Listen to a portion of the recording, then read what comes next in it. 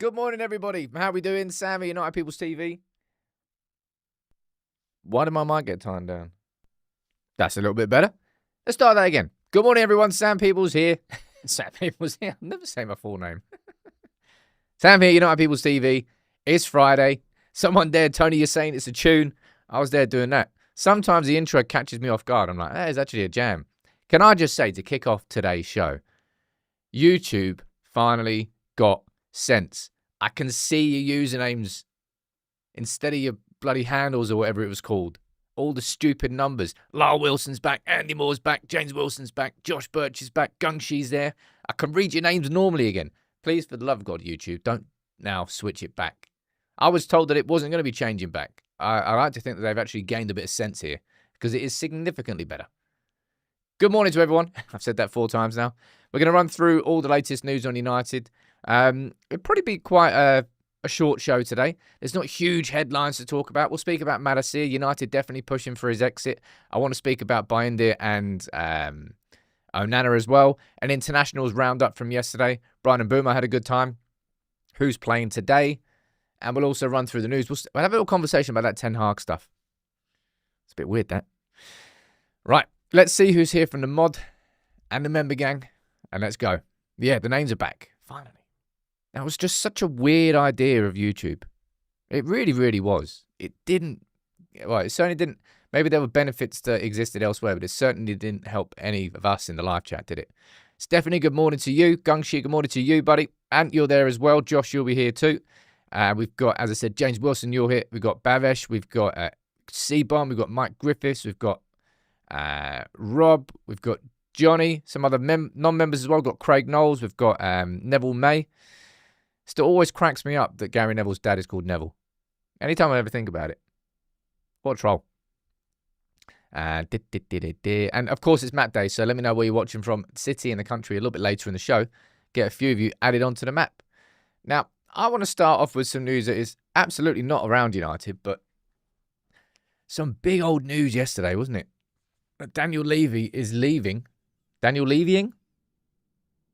Imagine what the headlines were. Leaving Spurs after 25 years.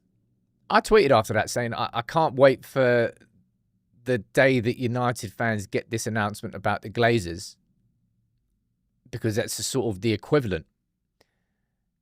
I don't know whether I was right or wrong on that one. Now that I'm thinking about it today, would you say Daniel Levy's more of an Ed Woodward character than the Glazers themselves? Because what is it, the Lewis family? I don't think the shareholder situation or the ownership structure of Spurs has changed. As far as I understand from reading it, it's actually the owner, Lewis, is his son and daughter, or his kids, who are then taking a more active role. And then that's why Levy's being pushed out.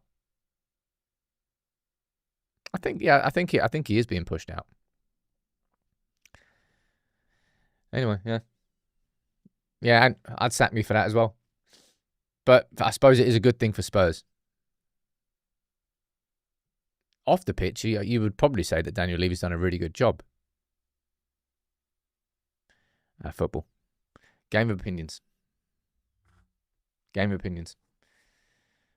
Watch, you know what I would predict?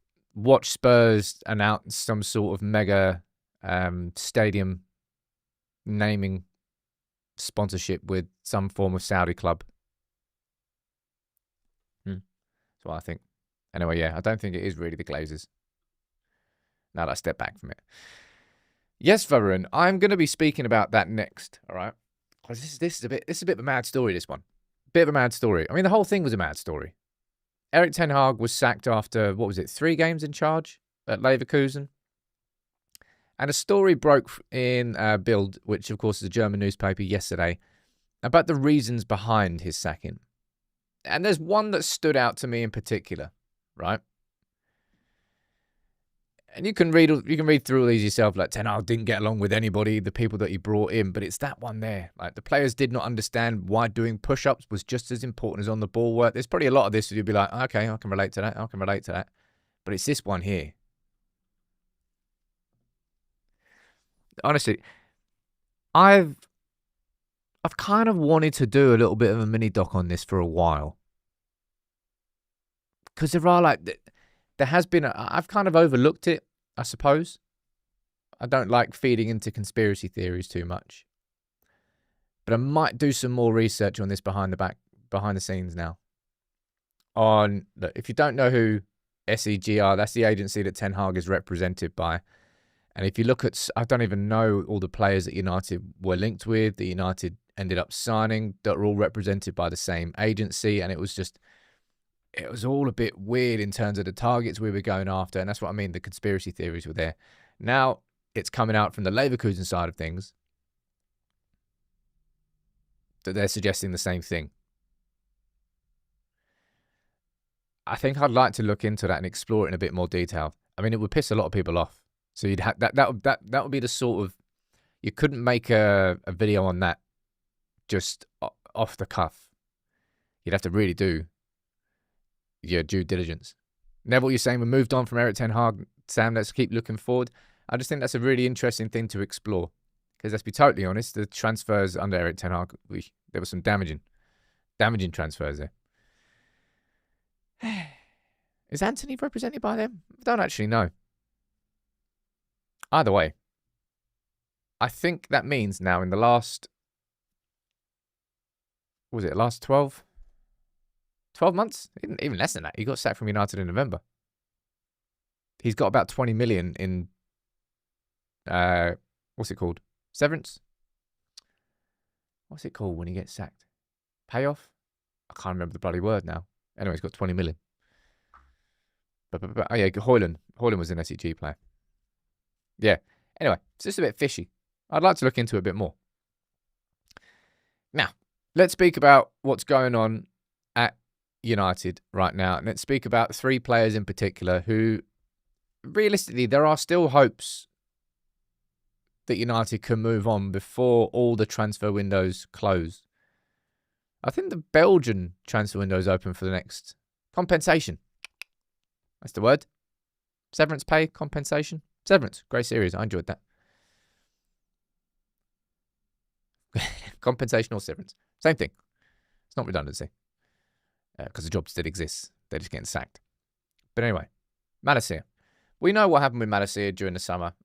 He was on the verge of, I say on the verge, United were deep in talks with Elche for a loan move, but Elche said no when United tried to force an obligation clause in the contract. Basically, Malacia is a free agent in the summer. United have the ability to extend by 1 more year.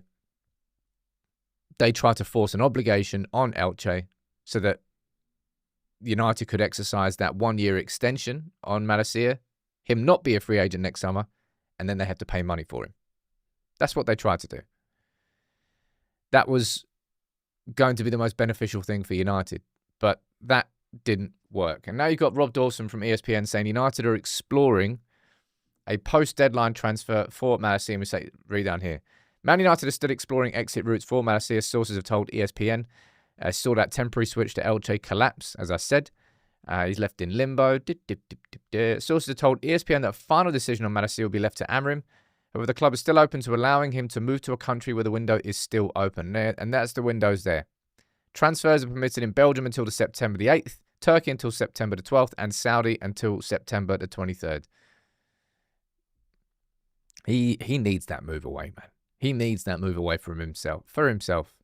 Does anybody know what the sort of wages are for him? They can't be that much. Chris is saying that people forgotten how hit and miss Malacia was. Well, he wasn't ever coming in as a ready-made, established number 1. He was there to challenge Luke Shaw. And I actually think in some of the performances he had, he challenged well. If I remember correctly, I don't know whether I am or not, did Malacia make his debut away at Liverpool? Did Luke Shaw get injured? And then Malacia came on. I remember Cameron Borthwick-Jackson made his debut. Same position at Anfield. I don't know whether I'm just making that up about Malacia. Detwork saying that Belgian date is weird. How come they're different to all other European clubs? I got no idea, dude. I got no idea. Same with Turkey, no? For some reason, they're different. Stu, a couple of you are saying 75 grand a week. I don't know how much he's on, but he's on a decent amount of money. But there's, like, Varun, you're talking about Diego Leon being raw and undeveloped. Yeah, but I would still rather give any opportunities and minutes to Diego Leon as a backup to Dorgu than I would to give them to Malacia. He needs that move for himself. I think for it to happen, United are going to have to probably compromise on trying to force an obligation in.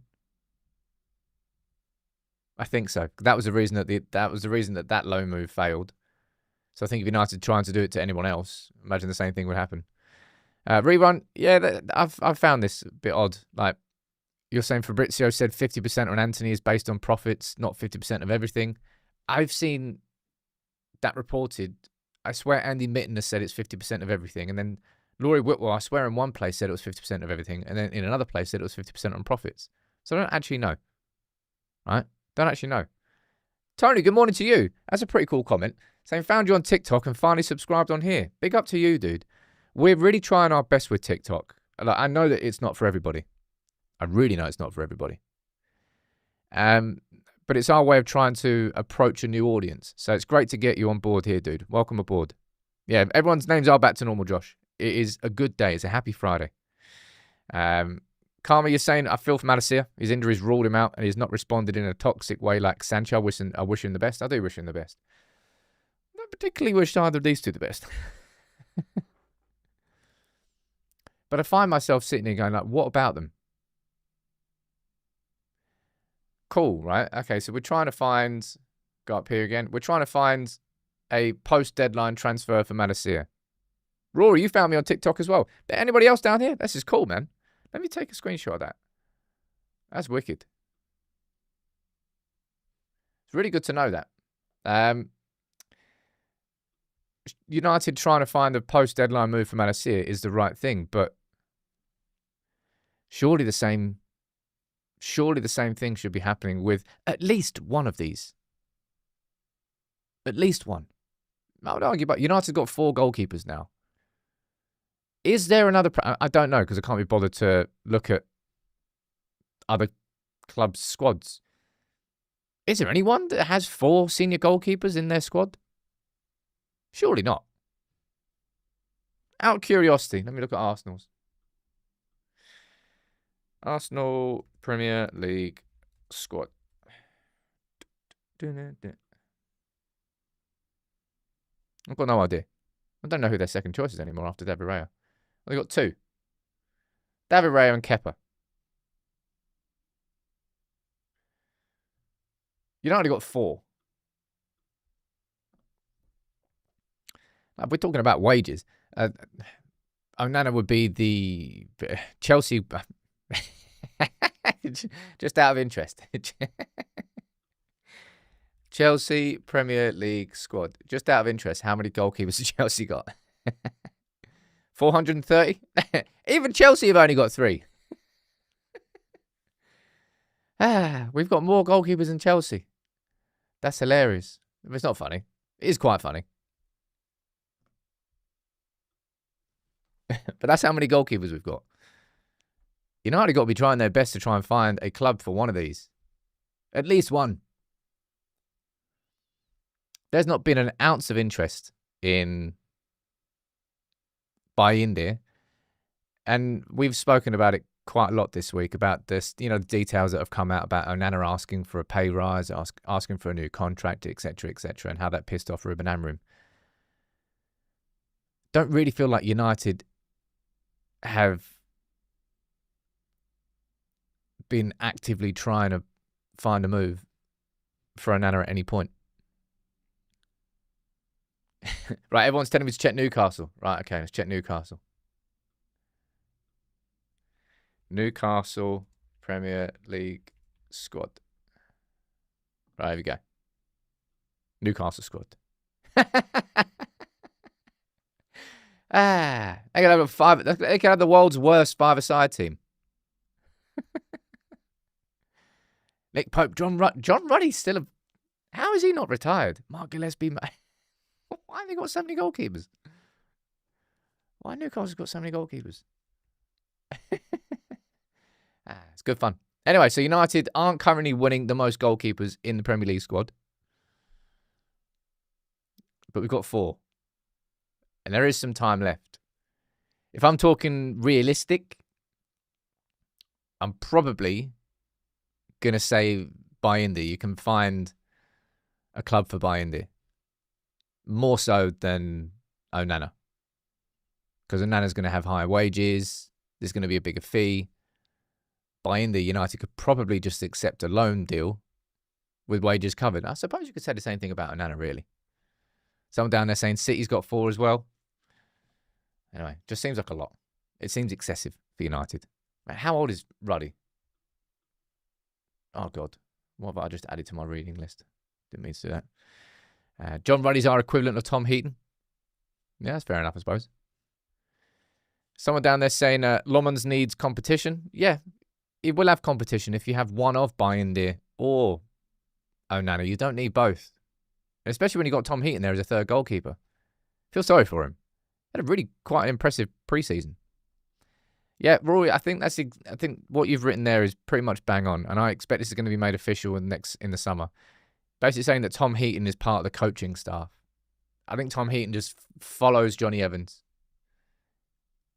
Well, didn't Johnny Evans become our loans manager? Which is kind of not exactly the role I thought he would go into. Anyway, he's now working for the club. He's retired. And I imagine Tom Heaton does the exact same thing in the summer. I don't think that's a bad thing at all. Yeah, you've got Vitek coming in next summer. There's a lot that still needs to be changing in terms of our goalkeepers. Realistically, if we're fast forward into next summer, we've now got 4 goalkeepers on the books, and Lomans will be here, but Onana shouldn't be, Bayindr shouldn't be, and I think Heaton's going to retire. That means 3 goalkeepers going. Means we're only going to have 1 goalkeeper on the books. It might be the perfect place for Radek Vitek to come in. I think a lot of you like that. I think, I suppose we'll see how he develops at Bristol City, but I know he had a strong start to his loan at Bristol City. That's some really good performances so far. And a full year in the Championship will make you a significantly better goalkeeper. Mate, John Ruddy's 38. John Ruddy looks like my dad. And he's only a couple of years older than me. Unlucky John. Didn't get the genes. Had a haircut, had a shave. Sharp. David saying, do we have an attacking coach? I'm trying to think of exactly what the setup is. I'm pretty sure it's the staff that Ruben Amorim brought in with him, and I think they were all given a position. So I think one of those members of staff, like Carlos something, can't remember the names of his members of staff, but I think they were given a sort of a dedicated area that they focused on. So one of them became our attacking coach. One of them became our midfield coach, and one of them became our defensive coach. I think so. Don't know whether I'm making that up. Anyway, I want to quickly speak about this. Let's move on to... I wouldn't say it's a weird conversation. I think it actually kind of makes sense when you see how and where Manchester United prioritised this transfer window. Semenyo, right? This has come from Duncan Castles, and this is only going to be a brief conversation. And I try and have a haircut every 2 and a bit weeks. I just like it short there. And it grows too fast. Hopefully I won't be bald when I'm older. Might be strawberry blonde, but hopefully I won't be bald. I used to be a lot more blonde. That's when I went outside. Anyway, this has come from Duncan Castles yesterday, saying that United aggressively targeted Antoine Semenyo. We wanted to pay no more than 55 mil for him, which of course was our opening bid for Mbeumo. So I imagine we would have paid more for him. And Amorim took him for a meal at the end of last season so he could judge his character. Little hot date. Amorim and Semenyo. Maybe Lady and the Tramp sharing a bit of spaghetti. If you don't know that reference, just go type in Lady and the Tramp spaghetti into YouTube. I'm not being weird, I promise. Chris, you're saying it sounds made up. It's the only place I'm seeing it. But Antoine Semenyo, to me, I would have I would have completely understood that. Completely understood that. I suppose that would have been in place of Mbeumo, right? And you're saying it seems like an odd choice. I don't know. I don't think it does seem like an odd choice to me. I kind of have him down as a traditional winger is probably an unfair. Like that goal he scored, who was it, against Spurs? Was it Spurs? Who was that? He scored that banging goal at the start of the season. Was it City? I can't remember. He got the ball on the halfway line. He's a class player.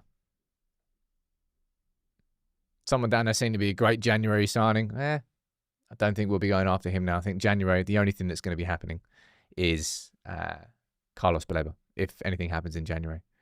I think he moves on next summer. I think he makes a big move. I don't know whether it's going to be to United. That was Liverpool. Thank you very much. He ran through Liverpool. I knew he ran through one of those teams. It's a class goal. I tell you what, though, I'm pretty damn happy that we chose Mbeumo. I'm going to be speaking about him next. Siraj is saying, good player. Semenyo has number 10, or also can play as a wingers. And I just think he's a very good goal. Very good player who can score goals. The Premier League does have a lot of quality, doesn't it? Outside of the top 6 now. Like if you look at I'm trying to think off the top of my head. What signings were made by top 6 clubs of players outside the top 6? I've completely ballsed that question up. The traditional top 6, what players did they sign from the rest of the Premier League this summer? Obviously, we got Cunha from Wolves. You've got Newcastle, I suppose, not really traditional top 6, but they got Visser. We got Mbeumo from Brentford. It feels like a lot of that happened this summer, more so than usual. I just can't really remember off the top of my head. Someone help me in it. Nuri went from Wolves to City. That's a good one. What else? Can't remember off the top of my head. Yeah, that's a good one. Eze going from Palace to Arsenal. Kirkes going to Liverpool from Bournemouth. Madueke going from Chelsea to Arsenal. That was a weird one. João Pedro, that's a good one. Going from Brighton. Spurs got Kudos. It felt like there was quite a lot this summer. I don't know whether it was more than normal or whether I'm just more consciously aware of it. Don't think it's a bad thing, though. I really hope Eze doesn't work out at Arsenal, but he absolutely will. I think that was one transfer I was particularly jealous of. If there was one transfer you were jealous of this summer, just as a random question, because it's Friday, we can have these sort of chats. If there was one transfer you were jealous of a team making in the Premier League this summer, who was it? I was definitely jealous of Eze to Arsenal. I'm trying to think what else. Chelsea, nah. Liverpool made some good signings. Nah. City. I thought, is it Reinders? City signing him, I thought was a pretty damn good signing. Few of you coming in straight away. 4 of you saying Isak. Frimpong to Liverpool. Gyökeres. Not really. I'm kind of nonplussed on Gyökeres because we got Šeško. I think it's kind of like one or the other. Paulinho on loan to Spurs. It does seem like a good one, that. Ryan Cherky. Look, I know that he's a sort of maverick player who can be a bit of a difference maker, but I'm not really too fussed about that one. Famous last words and all that, when he has an absolute storm of a season. Funny that no one is saying, I know, quite a couple of you are saying Wirtz to Liverpool. Really? You're still saying that? I don't think so.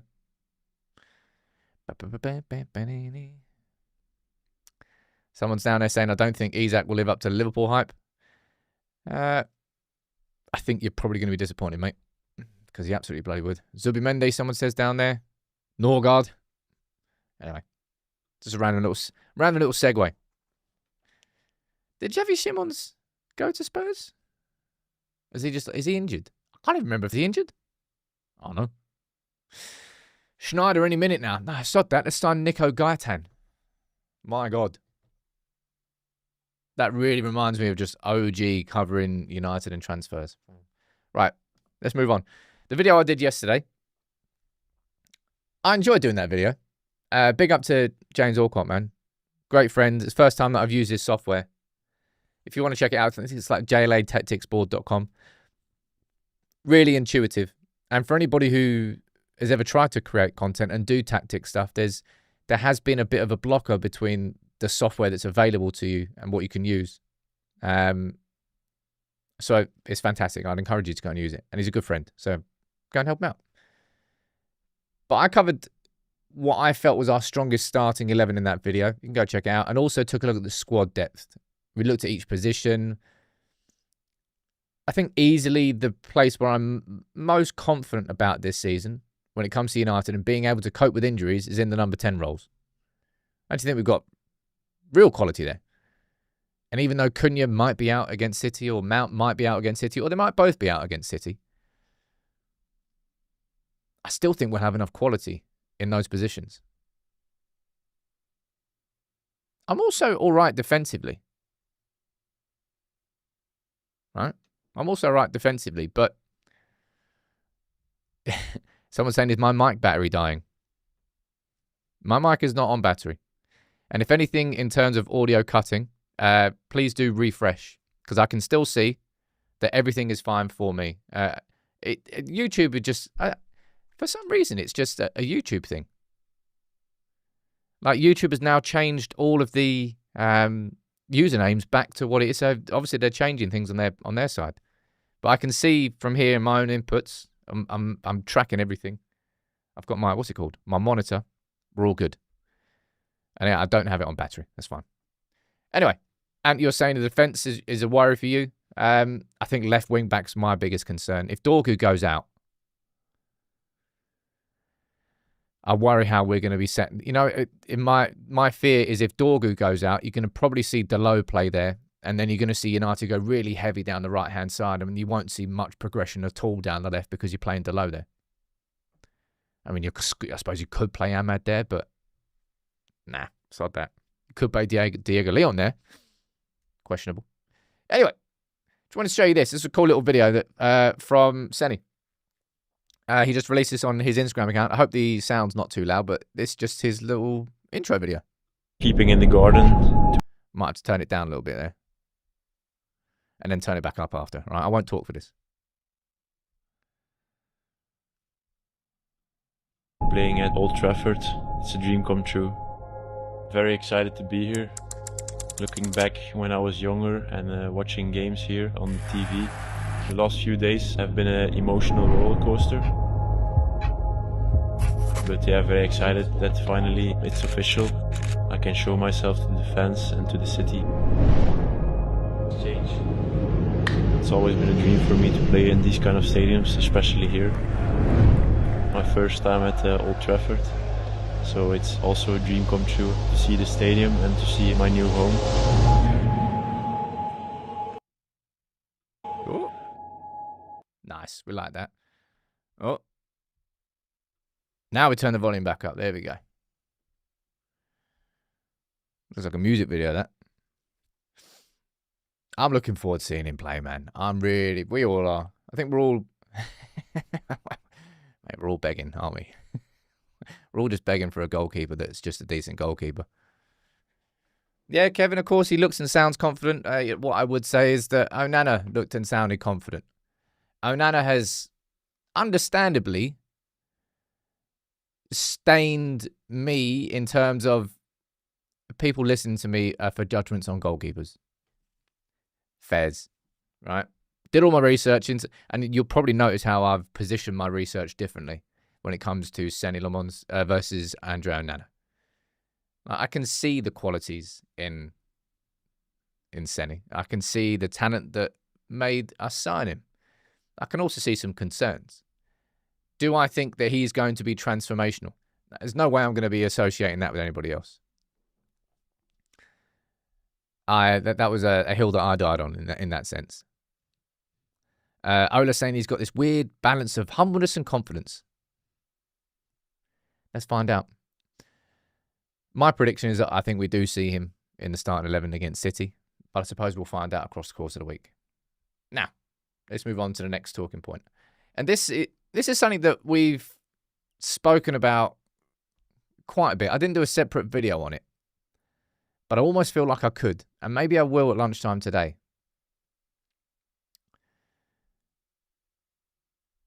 The only important stat that matters is where United are in the league. That I agree with. But I think some of these stats are really quite telling. And honestly, I think the one I look at the most out of all of these is that one.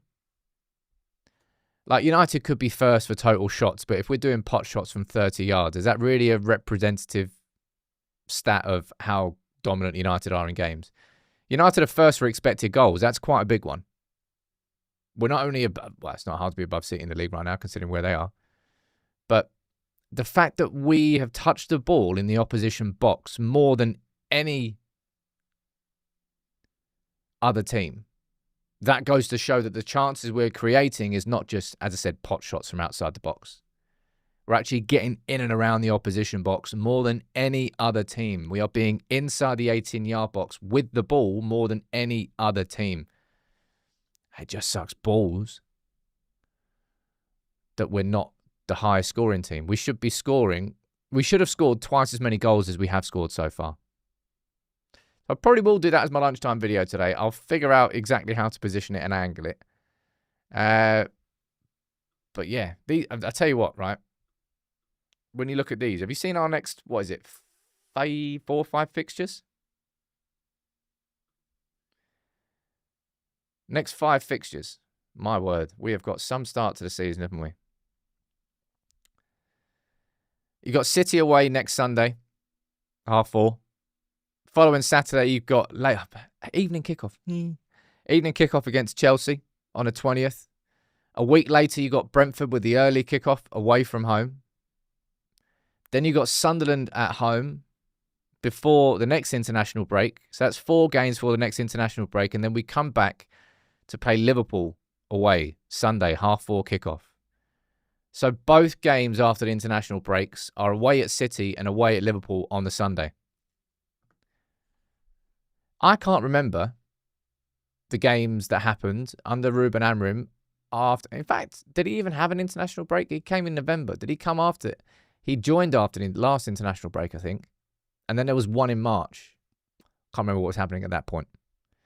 But I've always remembered, I suppose I'm just remembering Ten Hag here. We were all, any time that we returned from international break, we were slow to sort of come out of the blocks. So to go away at City and away at Liverpool straight after the international breaks worries me. Definitely worries me. Gungshi, good morning to you. Thank you very much for gifting 10, as always, your icon of the community. Godflow, great username, saying, my question is, these stats, is it evenly across our 3 matches we played, or is it inflated from one match? Well, I know full well that David Raya made more saves in the opening Premier League weekend than any other team. That was the Arsenal game. I think we had 22. That was the most shots that we had had in a game against Arsenal since we beat them 8-2. I think. I don't know what there's a stat along those lines. So it's certainly the Arsenal game you can include this in. And if you're looking at the first half against Fulham, we created chances. Second half against Fulham was probably the worst that we played in the Premier League so far this season. I think they were pretty damn good for the draw in the end of it. I don't think this is not just inflated by the Burnley game. It's just the same thing kind of happened in the Burnley game that happened in the Arsenal game. Rory, you're saying the XG stat, we've had 2 penalties, so that may have boosted it. Yeah, you can look at that, but that's why I'm really focusing in on that one. No one's touched the ball in the opposition box more than United this season. That's nothing to do with the penalty here or nothing to do with anything that's inflating stats. That right there is showing that United are just getting the ball in good positions and not turning it into enough goals. Unfortunately, that was kind of the same problem as last season. And we're doing it with significantly better players. So it's not necessarily just about the quality of the individual. I suppose it ultimately is at the end of the day. But even the confidence isn't there. Look, let's speak about the international break. Let's speak about some United players. Right? Onana, he played 90 minutes yesterday against Eswatini. and so did Mbeumo. And Mbeumo got an assist, and I think it was a deflected own goal as well, right? And here's the assist. I want to see this so often this season from Mbeumo and Šeško. I want to see this exact goal scored like 5 times in the Premier League this season.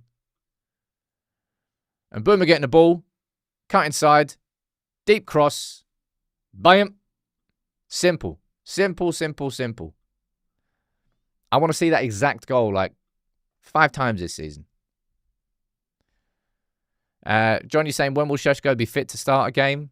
I think City will be his first start. I think City, and actually it won't be, because I don't think Cunha will start that game. We're still yet to see Mbeumo, Šeško, and Cunha start a game. Ikenna, you're saying he got 2 assists. Yeah, the other one was like a deflected own goal. So I suppose that still counts as an assist. But I want to see that little whipped in, left-footed cross, curling in, Šeško leaping, boom. The simplest of goal. Yeah, Charlie, we nearly had 2 of them against Burnley. One was from a cross from Mbeumo that Šeško got above his defender for, and I think it just looped over. And the other one was a whipped cross from Delo on the left, and it was kind of a glancing header, and he just didn't get it on target. Tali saying, Sam, the problem is Mbeumo's playing as the number 10 and not as a winger like he is in the international team. I completely disagree with that. Go and rewatch his game against Burnley. He operated out wide so often. He was actually stretching in, and even Ruben Amorim complimented him and said, look, he stretched the defence. How do you stretch a defence? You either go forward behind the back line or you stretch it wide to the sides of the pitch. That's more, I think, what he means. Stretching it wide so it leaves those spaces in the middle for other players to run into. I was never worried about famous last words, and it is only a couple of games into the season, but I've never at any point been worried that, will Mbeumo set it? No. I know there are no guarantees in terms of signings. They just don't exist. But I think Bryan Mbeumo is as close as you could get to a guarantee of a return on your investment in terms of signing a Premier League player. And 70 million, hey, look, I don't need to go back and speak to you about the prices that happened this summer. But 50 million is probably the new 20, 25 mil. Thereabouts. I'd probably say so. A player that would have cost you 20, 25 million 4 years ago will now cost you 50 mil. So 70 mil is like the new 40? 45? Don't know if my maths is mathsing there. But yeah. I'm not worried about him in any way, shape, or form. Never have been. I thought he was class against Burnley. And I really want to do... I might even do this video for Sunday. Depends. I want to do a video on how Amad and Mbeumo played and how they complemented each other. It was the first game that we saw them both and went, oh yeah, they know what they're doing now. Because it was always going to take a couple of games for those two to get sort of in sync with each other. Because in the first couple of games, you saw Amad and Mbeumo making the same runs, didn't you? Occupying the same spaces. I'm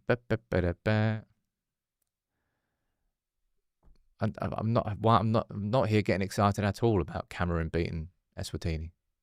I'm simply pointing out the cross that he fired in and speaking about that. Don't put words in my mouth. Maths isn't mathing at all. You get the point. Players are more expensive now than they were before. De Ligt didn't play for the Netherlands yesterday. He was on the bench.